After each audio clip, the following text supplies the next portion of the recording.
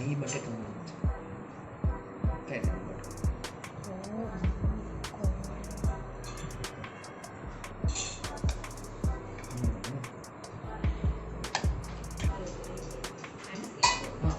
બટેટાનું ગ્રેવી વાળું શાક છે, કાઠિયાવાડી સ્ટાઇલથી બનાવ્યું છે. એકવાર બનાવો, ખાતા રહી જાઓ. આજે આપણે બનાવીશું ડિનરમાં બટેકાનું રસાવાળું શાક. એકદમ ગ્રેવીવાળું થાય છે અને પડવાળી રોટલી. 500 ગ્રામ આખા બટેકા છે નાના, 1 કપ કાંદા ઝીણા સમારેલા છે, 1 કપ કેપ્સિકમ અને ટામેટા છે, બંને મિક્સ છે, ચોપ કરેલા, અને 1 કપ ધાણા છે. અને મસાલા માટે તૈયાર કરશું આપણે સિંગદાણા, ધાણા, લસણ, તીખા મરચાં અને આદું. આવી રીતના બટેકાને કાપા કરી લેવાના, જેથી કરીને અંદર સુધી આપણો મસાલો ભળી જાય અને તીખાશ પણ અંદર જતી રહે. આખા ભરવાના નથી, પહેલાં આપણે મસાલો તૈયાર કરી લઈએ. સિંગદાણા, મરચાં, આદું, લસણ અને 2 ચમચી જેટલા ધાણા છે. આ પહેલાં આપણે મસાલો વાટી લેશું. આ મસાલાથી ટેસ્ટ એનો સરસ આવે છે. જોઈ લઈએ, આપણો મસાલો વટાઈ ગયો છે અને થોડો દરદરો રાખવાનો છે, જેથી કરીને ગ્રેવી એકદમ આપણી ઘટ થાય. આપણો મસાલો તૈયાર થઈ ગયો છે. હવે એક પેન લેશું અને એમાં 4 મોટા ચમચા એડ કરશું તેલ. કુકરમાં 1 જ સીટી વગાડવાની છે તો તરત થઈ જાય છે. આમાં તેલ પણ આગળ પડતું હોય છે. હવે ખડા મસાલા એડ કરી દઈશું. તજ, લવિંગ, બાદિયા અને સૂકા લાલ મરચાં, અને 1 ચમચી જીરું એડ કરશું. અને 5 ચમચી હિંગ મૂકીને આપણે પહેલાં કાંદાનો વઘાર કરી લેશું. કાંદાને સાંતળી લેશું. સતળાઈ જાય પછી આપણે મસાલો કરેલો છે એ એડ કરી દઈશું. એ પણ મોટી 1 ચમચી એડ કરશું અને મસાલાને પણ સાંતળી લેશું. ફરી મિક્સ કરી લઈએ.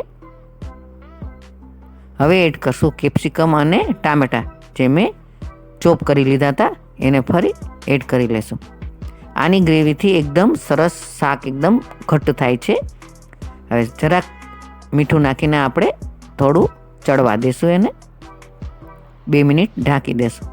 તમે જોઈ શકો છો એકદમ તેલ ઉપર આવી ગયું છે અને ટમેટાં, કાંદા બધું સરસ ચડી ગયું છે. હવે મસાલા કરી લેશું.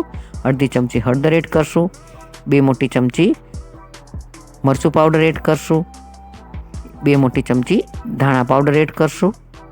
માં લસણ નાખ્યું છે એટલે ગરમ મસાલો નથી નાખતા. તમારે ગરમ મસાલો નાખવો હોય તો નાખી શકો છો.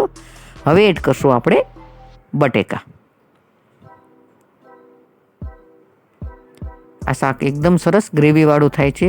રોટલી, પરોઠા કે રાઈસ સાથે બહુ સરસ લાગે. જેટલી તમારે ગ્રેવી કરવી હોય એટલું તમારે પાણી એડ કરવાનું. મેં અટાણે અડધો ગ્લાસ પાણી એડ કર્યું છે, જે આજે રોટલી સાથે ખાવાનું છે. તમે જોઈ શકો છો એકદમ મસ્ત શાક થાય છે. આમાં અડધી ચમચી ખાંડ એડ કરશું એટલે ટમેટાની ગ્રેવી સાથે ખાંડનું બેલેન્સ થઈ જાય. હવે આને આપણે 1 સીટી મારી લેશું. અને રોટલીનો લોટ મેં બાંધી લીધો હતો. હવે તેલ નાખીને આપણે એને એકદમ કૂણવી લેશું અને આપણે આના પડ બનાવી લેશું. શાક થાય ત્યાં સુધીમાં આપણે પડ બનાવી લેશું. હું પડે તમને 2 જાતના બનાવતા શીખડાવીશ. એક અડધી રોટલી વણીને કરવાનું છે. આવી રીતે અડધી રોટલી વણી લેશું. હજી બીજી પણ અડધી રોટલી વણી લેશું.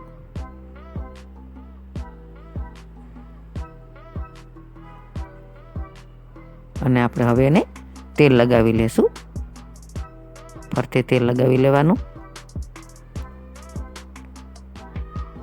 બીજી રોટલી લઈ થોડો લોટ સ્પ્રિંકલ કરી દેશું અને ઉપર બીજી રોટલી મૂકી દેશું. આવી રીતે અડધી રોટલી વણીને પાછું અટામણ લઈને આપણે મોટી રોટલી વણી લેશું. આવી રીતે પણ પડ થાય છે. તવી ગરમ મૂકી દીધી છે મેં. હવે બીજી રીત પણ તમને બતાવી દઈશ.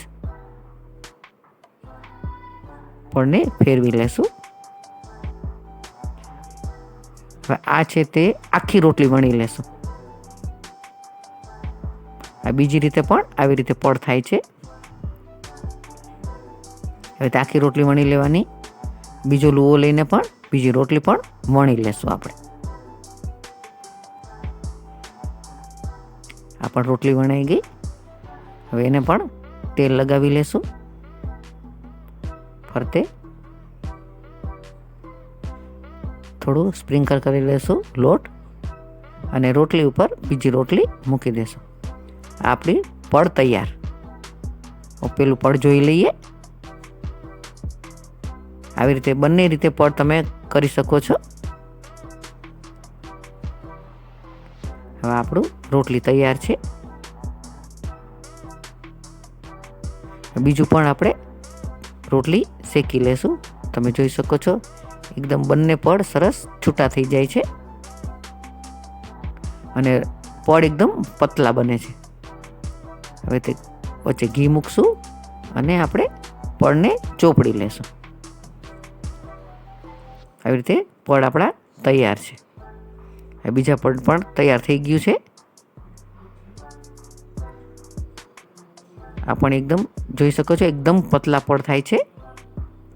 એને પણ આપણે આવી રીતે ઘી લગાડી લેશું. તમે કોઈ બી રીતે કરો પડ એકદમ સરસ થાય છે. હવે સર્વિંગ પ્લેટમાં લઈ લેશું આપણે શાક જોઈ લઈએ પહેલાં. વાહ, એકદમ ગ્રેવીવાળું અને ટેસ્ટફુલ શાક બને છે. વાહ. હવે સર્વિંગ બાઉલમાં આપણે લઈ લઈશું. ઉપર થોડા ધાણા સ્પ્રિંકલ કરી દઈશું. એકદમ ઘટ્ટ ગ્રેવીવાળું શાક થાય છે. એક બાઉલમાં આપણે શાક લઈ લેશું. આ શાક ટેસ્ટમાં એટલું સરસ થાય છે કે બધાને ભાવશે. હવે સર્વ કરશું આપણે રોટલીના પડ સાથે